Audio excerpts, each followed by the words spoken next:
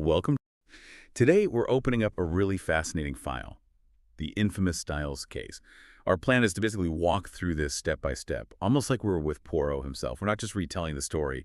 We want to get into the psychology, the chemistry, the real genius needed to figure this out when everyone thought it was obvious from day one. Yeah, this one's a real gem for anyone who loves a good detective story mechanism. It's like a masterclass in misdirection. We've got Captain Hastings narrating, giving us all that raw emotion. And then there's Poirot, cool as ever, just analyzing everything. The whole thing really comes down to understanding why people lie, and interestingly, how basic chemistry can be used to sort of bend time almost. Okay, so let's set the scene, because the atmosphere is just crucial here. We're at Styles Court out in rural Essex. Hastings gets there. He's been invalided home from the war, expecting, I guess, some peace and quiet. But instead, he finds this beautiful country house, just simmering with tension. It's thick. You can feel it. Oh, yeah. It's that classic English country house setup. Looks peaceful on the outside, but inside, not so much. At the center of it all is Mrs. Inglethorp. They call her the mater. She's formidable, wealthy, in her 70s, and she absolutely controls the money. She inherited the estate, most of the income. And her stepsons, John and Lawrence Cavendish, well, they rely on her, and that creates a lot of strain. Right. John's the older one, about 45, plays the country squire, but secretly, he's really struggling financially. And Lawrence is the younger brother, more artistic, a bit delicate. Tried being a doctor, but that didn't work out. He wants to be a writer. And then you've got John's wife, Mary. She's described as enigmatic, sort of captivating, but adds another layer of complexity. That financial pressure, honestly, it's the bedrock for everything that happens next. And it just explodes about 3 months before the tragedy when Mrs. Inglethorp remarries. Shocks everyone. Then Alfred Inglethorp. Alfred. Even the description of him sets off alarm bells, doesn't it? 20 years younger than her, this absolute outsider. Got this big black beard, gold-rimmed glasses, shiny patent leather boots. I mean, everyone immediately pegs him as a fortune hunter. No bones about it. The dislike is instant, and it's pretty much universal in the house. Evelyn Howard Evie, she's the companion, sort of runs things for Mrs. Inglethorp. She absolutely detests him, famously calls him a rotten little bounder. So you've got this perfect setup, right? If anything happens to Mrs. Inglethorp, everyone's going to point the finger straight at Alfred. And the mood is just perfectly set by a couple of conversations right before the crime. First, Mary Cavendish casually mentions to Hastings something Dr. Bauerstein said. He's a poison expert, about how, obscure poisons often just get missed entirely. It's almost like foreshadowing. Exactly. And then, boom, the big emotional blow-up. Evie Howard gets into this massive fight with Mrs. Inglethorp, and Evie warns her, point blank, that man would as soon murder you in your bed as look at you. Mrs. Inglethorp is furious, tells Evie to pack her bags and get out immediately. Whoever the killer is, well, they must have been thrilled to see Evie go. Takes the main watchdog out of the picture. Okay, so now we're in the final stretch, the last couple of days. Let's focus on July 17th. Right, the 17th. This is when things really start to unravel. John is pacing, clearly agitated. Mary seems distracted, off somewhere else in her head. But the big event is this huge argument that Dorcas, the parlor maid, overhears late that afternoon. She hears Mrs. Inglethorp's voice really sharp, saying, "You have lied to me and deceived me. I have kept you and clothed you and fed you." Everyone just assumes she's finally tearing into Alfred. And then later that evening, we find out Mary Cavendish is also arguing with her mother-in-law. Dorcas overhears that too. Mary's desperately pleading, "Then you won't show it to me." Yeah. Because Mary's convinced Mrs. Inglethorp is covering for someone specifically. She thinks Mrs. Inglethorp has proof John is cheating with Mrs. Rakes, the farmer's wife, and is trying to protect him. Yeah, Evie Howard had planted that seed earlier, so the whole house is just a mess of suspicion, money worries, jealousy. It's about to blow. Okay, let's track the potential poison routes that night. Supper's over. Mrs. Inglethorp is clearly upset, goes up to her room. Alfred pours her coffee, starts taking the tray to her room. But he gets interrupted. Yes, and this interruption is absolutely vital. Dr. Bauerstein shows up completely covered in mud. Apparently, he fell in a pond. So Alfred puts the coffee tray down in the hall to deal with the doctor, which means that coffee, the prime suspect for the poison, is just sitting there, unattended. Anyone could have walked past. Anyone could have done something to it. And then there's the second potential vehicle. Yeah. The cocoa. Right, her routine. She always had cocoa-made milk, sugar, a bit of rum left in her room. She'd warm it up herself later if she wanted it. So we've got the coffee and the cocoa. Those are the two big question marks for how the poison got administered. Then, early morning, maybe 5 a.m., the house wakes up. There are these awful, violent sounds coming from Mrs. Inglethorpe's room, and the door's locked from the inside. And here's the first huge point against the husband. Alfred Inglethorp isn't there.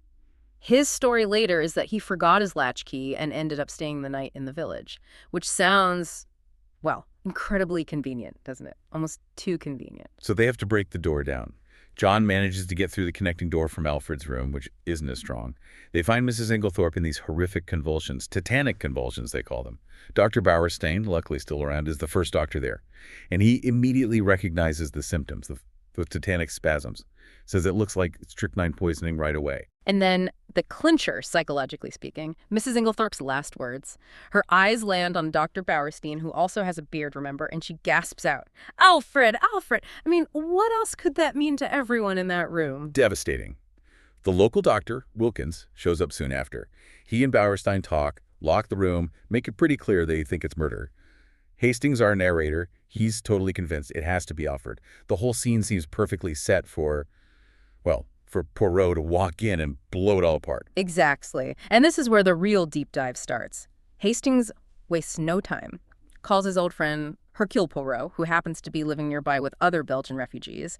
And Poirot doesn't just come in to collect facts. He comes in to figure out why the facts everyone thinks they have, well, why they don't actually fit. Okay, let's dig into that. Poirot's first big challenge, the strychnine time puzzle. Yeah. Everyone assumes the poison was in the coffee, served around 8:00 p.m., but the symptoms don't kick in until 5:00 p.m., 9 hours later. Why is that specific delay such a big deal for Poirot? Because strychnine just doesn't work like that. It's known for being fast, really fast. With a fatal dose, you'd expect symptoms in usually 1 to 2 hours, maybe even quicker.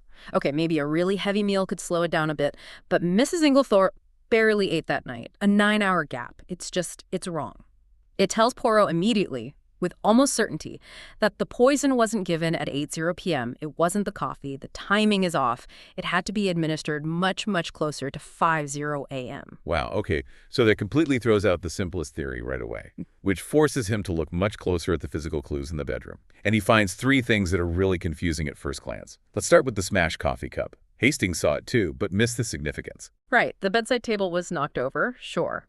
But Poirot looks closely at the cup. It isn't just broken, like it fell. It's been ground into powder. Someone deliberately stamped on it, crushed it underfoot. Now, why would you do that?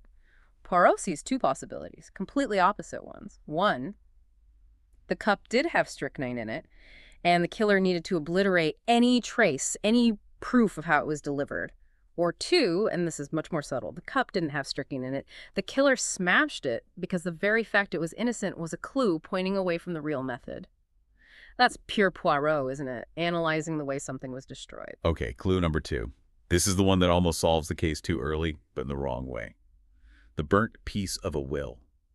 Poirot meticulously goes through the ashes in the fireplace. And remember, there was a fire lit on a really hot summer day, which is weird in itself. He finds this tiny charred fragment of paper. The fire tells him someone needed to destroy something urgently, right then. And that fragment, turns out, it's part of a brand new will, drafted just that afternoon. This confirms Mrs. Inglethorpe was actively changing her financial plans. It gives someone, presumably the person, losing out a very fresh, very immediate motive. And the third clue is just as strange. This patch of white candle grease on the carpet near the writing desk. White candle grease. But Lawrence used a pink candle, and Mrs. Inglethorpe had an electric lamp beside her bed. Exactly. So someone else was in that room shortly before she died. Someone who wasn't supposed to be there, carrying a white candle. An intruder. So you've got a pulverized cup, an urgent fire, a mysterious candle. It all points to something much more complicated than just Alfred slipping poison in the coffee. It suggests a cover-up, maybe an unexpected visitor. Precisely. But before Poirot can really put these pieces together, Annie, the housemaid, gives Hastings what he thinks is the key. She mentions seeing coarse kitchen salt on the tray where the cocoa was sitting before it went up to the room. Hastings is thrilled. He immediately thinks, aha, the salt is the strychnine. It was in the cocoa. And the cocoa fits the timeline better, right? Because she would have drunk that much later in the night, closer to the 5:00 a.m. symptoms. Yeah, it solves the time puzzle for Hastings. He's very pleased with himself. But Poirot, he notes it down, sees it's important, but he doesn't jump to conclusions. He still wants to check those coffee cups. He finds the salt clue almost. Too obvious, too convenient. Meanwhile, the preparations for the inquest are happening, and the will situation gets even more tangled. John Cavendish's old lawyer, Mr. Wells, drops a bombshell. Yeah. Mrs. Inglethorp made a completely new will just yesterday afternoon, had it witnessed by two of the gardeners. And this new will, presumably, would replace the old one, which was known to heavily favor John. So now, the motive seems laser-focused. Alfred Inglethorp, the husband everyone hates, stands to gain massively from this brand new will made just the day before she dies. The inquest itself really shows how easily circumstantial evidence can point fingers, especially when someone acts suspiciously. It really does. First, the medical facts come out. Postmortem confirms strychnine poisoning, about 1 grain, which is definitely fatal.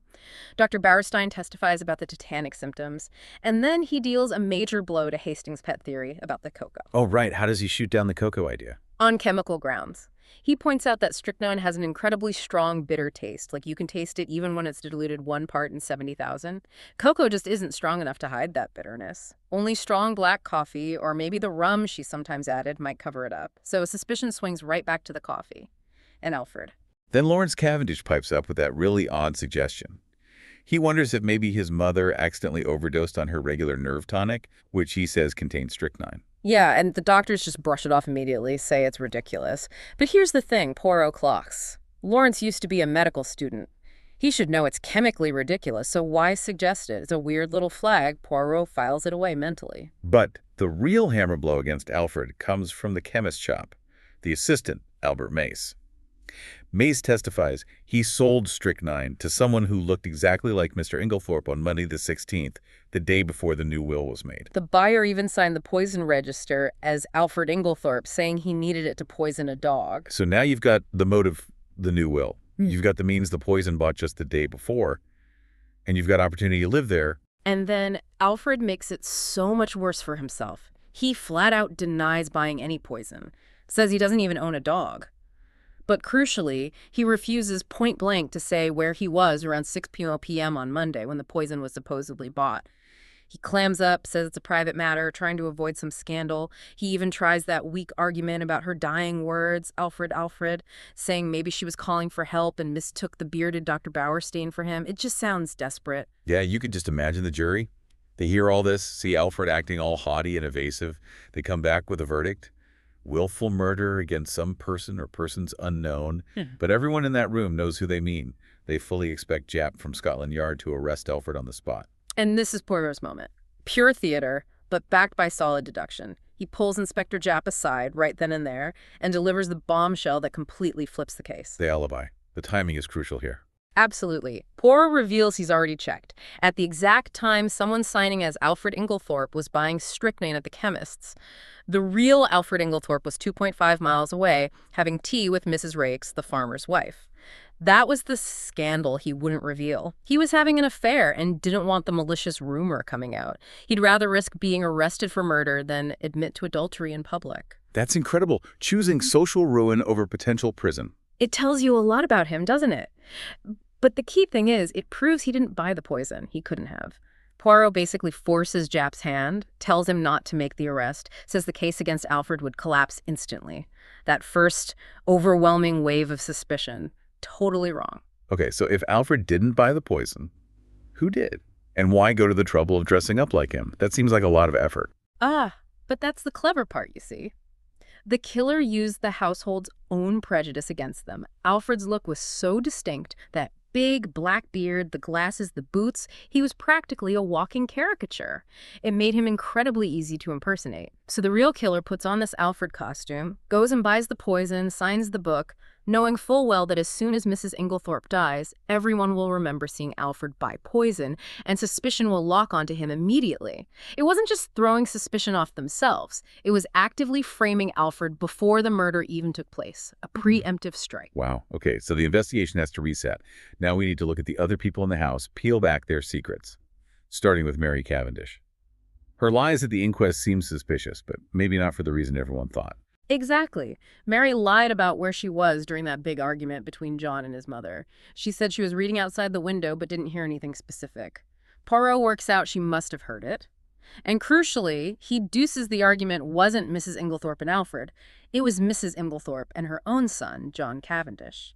Mary was covering for her husband, trying to keep him out of it. And her motive for being secretive that night, for trying to get that letter from Mrs. Inglethorp, it was based on her own wrong assumption, wasn't it? Completely. She was consumed by jealousy.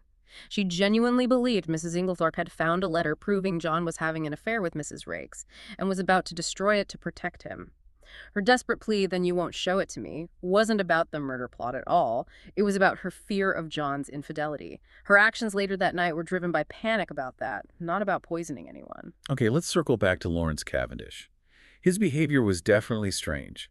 He's a trained doctor, yet he makes that ridiculous suggestion about the strychnine tonic overdose at the inquest. What did Poirot find out about that later? Well, Poirot, being Poirot, does his homework. He pays a visit to the Red Cross Hospital dispensary, where Lawrence volunteers sometimes. And guess what he finds inside the locked poison cupboard? Lawrence's fingerprints, clear as day, on a bottle of strychnine hydrochloride. Lawrence tries to explain it away, saying he just likes to keep up with medical things. But come on, handling pure strychnine, then making that weird suggestion about the tonic, it's highly suspicious. It almost sounds like he was trying to plant the idea of the tonic in people's minds, but do it in such a clumsy way that the doctors would dismiss the method itself as impossible. That's exactly how Poirot reads it. It's a very subtle, almost subconscious hint, mask it as an error. Get the word tonic out there, but make the connection seem foolish so no one looks too closely at the actual tonic bottle. And just to tie up loose ends, we should probably mention Hastings' own theory about Dr. Bauerstein. He got quite fixated on him for a while. Oh, yeah. Hastings really thought Bauerstein, the poison expert, was the killer. He had access, he could have swapped samples, maybe used some undetectable poison. Poirot kind of lets him run with it for a bit. Then it comes out that Bauerstein has been arrested, but not for murder, for espionage. He was a spy. Poirot clarifies that Mary was only friendly with Bauerstein to create a sort of social cover to distract from his spying activities. So yeah, Bauerstein is just another useful red herring in the mix. Okay, so Yeah. Alfred's cleared of buying the poison. Bauerstein's cleared. The focus narrows right down to the family, John, Mary, Lawrence. And then the police make their move. They arrest John Cavendish and charge him with the murder. Yeah, and from the police perspective, the circumstantial case looks pretty strong, you know? John was desperate for money. He had that huge fight with his mother right before she died. And then the clincher. They find the disguise, the fake beard, the pince-nez glasses, even a little file that presumably held the poison all hidden away in a drawer in John's room. An unlocked drawer, importantly. For Inspector Japp, it all fits. Motive, opportunity, the argument, and now the planted evidence. It points straight at John. But Poirot knows that disguise was planted. He knows John didn't buy the poison. So he has to go back to the clues only he really understood. Back to that fire on the hot day. That fire is the absolute key to understanding the real motive shift. Why light a fire when it's 80 degrees outside? Because you need to destroy something immediately. And what did Mrs. Inglethorp need to destroy? That new will, the one she'd just made at 4:30 p.m. The will that favored Alfred. Why would she suddenly want to burn it? Because in that short window between finishing the will around 4:30 p.m. and ordering the fire around 5:00 p.m., she found proof of Alfred's treachery.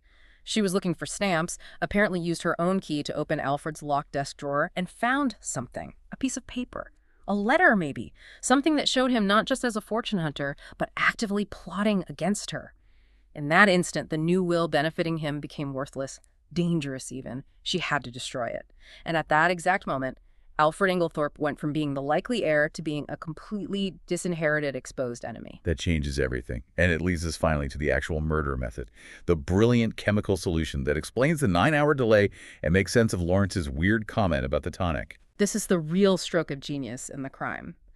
The method relies on something called bromide precipitation. Poirot gets hold of a sample of Mrs. Inglethorp's regular nerve tonic. He confirms it contains strychnine sulfate, as Lawrence hinted. Then he hits the books, checks a toxicology text, and finds this key reaction. If you add potassium bromide, just common bromide salts, to a solution containing strychnine sulfate, the strychnine doesn't stay dissolved. It precipitates out. It forms solid crystals that sink to the bottom of the bottle. And didn't they find an empty box of bromide powders in her room? They did, so here's the method. The killer adds bromide powder to the full bottle of tonic, probably right after she bought it. Over days, maybe weeks, the strychnine gradually settles out as tiny crystals at the very bottom. Now, Mrs. Inglethorp was known to be very particular about her medicine. She'd take her dose carefully from the top, never shaking the bottle, always leaving any sediment undisturbed. She drinks the clear liquid dose by dose, day after day, until she gets to the very last spoonful. And that final dose, taken likely just before she went to sleep properly, maybe around the time she'd usually have her cocoa, that last spoonful contained almost the entire amount of strychnine that had been settling at the bottom for weeks. A massive, fatal overdose. And it hits her hours later, around 5 a.m., perfectly explaining that 9-hour delay from the evening coffee everyone suspected. That is incredibly clever. Using a known chemical reaction, relying completely on the victim's own careful habits to deliver the fatal blow at exactly the right delayed time. It's brilliantly devious. It makes the time of death seem completely disconnected from the actual administration of the poison via the tonic. It points everyone back towards the coffee, towards Alfred, towards the 8:00 p.m. timeline. Just perfect misdirection. Okay, just quickly, let's confirm Mary Cavendish's actions again. Her role was driven by panic, not malice, right? Absolutely. She was in the room that night, yes. She was searching frantically for that letter she thought proved John's affair, to make sure she wouldn't be interrupted by Cynthia, the young ward living there, or Mrs. Inglethorp waking up. She put a harmless sleeping draught narcotic into Cynthia's coffee and Mrs. Inglethorp's cocoa. Then, when Mrs. Inglethorp suddenly collapsed with those terrifying strychnine convulsions, Mary panicked. She thought, oh my God, was it the narcotic? Did I accidentally kill her? In her terror, thinking she might be blamed, she smashed Cynthia's coffee cup, the one she knew had the drug in it, to destroy the evidence. Her actions were all about self-preservation and protecting John from her perceived mistake, not about the murder itself. So that leaves the final question. Who was the real conspiracy? Who put the bromide in the tonic? Who impersonated Alfred? Who planted the evidence? How did Poirot finally nail it down? He finds what he calls the last link, one final piece of physical evidence that connects all the dots. It's a letter, crumpled up and hidden, almost accidentally dropped in a spill vase on the mantelpiece. Alfred must have put it there hastily at some point. And this letter reveals the true partnership, the real culprits, Alfred Inglethorp and Evelyn Howard. Evelyn Howard. Evie. The loyal companion. The one who hated Alfred so much she got thrown out. Her hatred was the performance of a lifetime. It was all an act. She was Alfred's lover, his accomplice, even a distant cousin, it turns out. The letter is from Evelyn to Alfred, and it lays out their plan. It even praises his idea about the delayed poison. That idea of yours about the bromides was a stroke of genius, it says. And she confesses in the letter to planting the beard, the glasses, the poison file in John's unlocked drawer while she was packing her bags, pretending to leave in a huff, setting John up perfectly to take the fall. That is just audacious. The level of deception is staggering. She engineers her own dramatic exit to remove herself from the scene, then uses that exit as cover to plant the evidence, while Alfred handles the actual poisoning via the tonic. And the family was so blinded by their assumptions about Alfred being the obvious gold digger, they never once suspected the loyal companion could be in league with him. We should also talk about Poirot's final move, shouldn't we? It's quite controversial, in a way. He figured out the truth, or most of it, well before John's trial. Why did he let John go through all that, the arrest, the public trial? He admits it himself. He says he was acting for a woman's happiness, meaning Mary Cavendish's happiness. He saw that John and Mary, despite clearly loving each other deep down, had let pride, jealousy, and money worries drive them apart. Poirot believed that only the extreme pressure, the life-or-death situation of John being on trial for murder, would force them both to finally drop their defenses, admit their feelings, and truly reconnect. So he delayed the final reveal, let the trial proceed, essentially prioritizing their emotional reconciliation over the immediate clearing of John's name. It's a really interesting ethical choice for a detective, putting human relationships, in a sense, ahead of pure factual justice at that moment. What a case, though.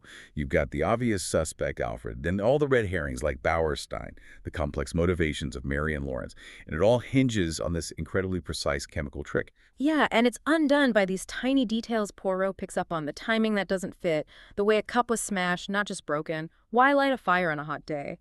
And knowing just enough chemistry to ask the right questions about that tonic and bromide, it really proves his point, doesn't it? Physical evidence doesn't lie, but people.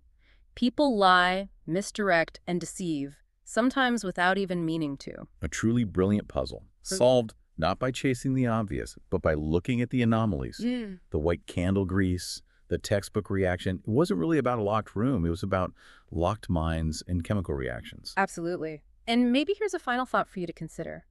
Think about the risk Alfred and Evelyn took with that impersonation at the chemist's. Their entire plan hinged on the household hating Alfred so much, being so convinced of his guilt, that no one would even consider the possibility that the person buying the poison wasn't actually him, was their ultimate weapon, and maybe their ultimate vulnerability simply weaponizing human prejudice. Something to definitely mull over. Exploiting bias as a core part of the plan. This has been the deep dive into the Styles case files.